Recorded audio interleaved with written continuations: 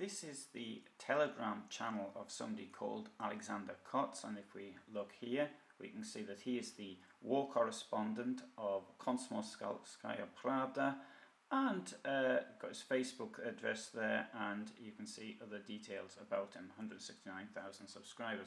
So let's have a quick look at some of his content here. And so dropping down we find stuff from the war, and I'm going to stop here with these photographs. So he's published here photographs with the symbol of the International Red Cross, and now what we're going to do is we're going to have a look at a little bit more detail these photographs. So I'll just open this up in a new page. What you can see here, you've got the Red Cross, but up there we have a machine gun, and this is actually illegal under international law. If we make the photographs larger, we can see that there are weapons on the vehicles which have a red cross. Now, if you've seen the 1987 James Bond film The Living Daylights, you may remember that there was a disclaimer at the beginning of the film which said that the use of the Red Cross humanitarian symbol had been abused in the film, as it showed the bad guys loading opium in packages marked with the Red Cross. According to the Geneva Convention, the emblem of the Red Cross on a white ground and the words Red Cross or Geneva Cross shall not be used in either time of peace or in time of war, except to protect or to indicate the medical formations and establishments and the personnel and material protected by the convention. Sorry, I was directly quoting then and I didn't say I was. But I will now quote from the trial of Heinz Hagendorf, who was put on trial by the Americans in Dachau, Germany from the 8th and 9th of August 1946, and this is a direct quote of the outline of the proceedings. The accused, Heinz Hagendorf, a German soldier, was tried by a United States Intermediate Military Government Court at Dachau, Germany, being charged with having wrongfully used the Red Cross emblem in a combat zone by firing a weapon at American soldiers from an enemy ambulance displaying such emblem. The evidence before the court showed the following. On the 15th of January 1945 at around 2 p.m, an American unit, the 3rd Platoon Company G, 329th Infantry, was located in the little hamlet of Heerlee in Belgium. A German ambulance bearing the Red Cross insignia approached the road intersection at high speed.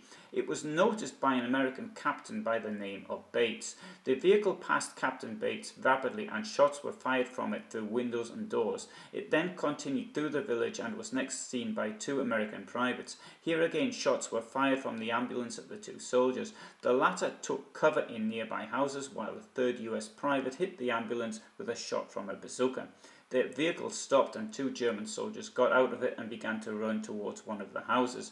Both were fired upon by American soldiers. One was killed and the other, the accused Hagendorf, was captured. It was established that the ambulance was driven by the German killed and that the accused was the sole passenger. The accused pleaded not guilty, alleging that he had not fired any shots from the ambulance, but that it was the latter that received fire from the Americans. He in turn got 6 months imprisonment for abuse of the Red Cross symbol.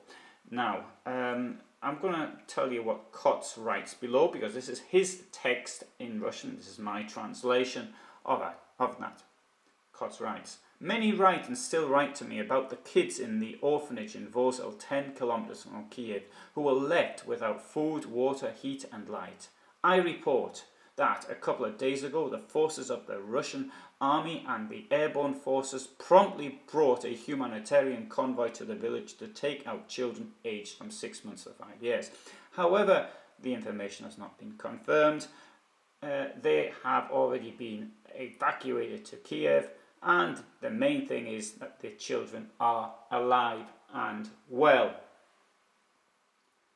So, what he's saying is the following: that the kids were taken from having been abandoned by these beastly Ukrainians, they were then rescued by these gallant Russians and taken to Kyiv, which is obviously still under Ukrainian control, and that there, and he doesn't say this at all, they're just to be now indiscriminately bombarded by dumb weapons as the Russians are doing. So I'm thinking that maybe Kots, who is of course working within a fascist dictatorship, he's trying to get around the censorship, perhaps, and he's deliberately showed the abuse of the Red Cross, and he's published this, which is showing clearly that he himself doesn't agree with the war. That's what my interpretation. I could be completely wrong. Maybe he is one of the bad guys, but I think from the way he's done this that he's trying to show himself in a more positive light for the future, because this is totally absurd, and that's his commentary. The commentary, of course, you can read it yourself. Links are below. This may actually go off. I couldn't actually get the video to work, which is with his photographs, but if anybody can, then please do. For me, it only goes on for 1 second. Right, so thanks very much for watching. I am publishing materials related to the Ukraine war. I'm trying to do things which I have not seen anywhere else. I mean, if somebody else later gets a hold of this, or this is published more widely, that would be good. I realise, of course, that my channel is a very small channel, and I largely do history films. Of course, this will be history, and so this I hope was anyway. Other people can see this. What worries me, however, is that when you see abuse of the Red Cross symbol, that as soon as an ambulance is sighted, one will think it carries weapons and it will be fired upon, and the consequences of this should be clear to all. So I personally would urge the Russians to stop breaking the law. In fact, I'd urge them to get out of Ukraine altogether, pay compensation for all the damage they've done, and apologise. And it'd be nice if they got rid of Putin as well, but I don't suppose that's going to happen. Thanks for watching.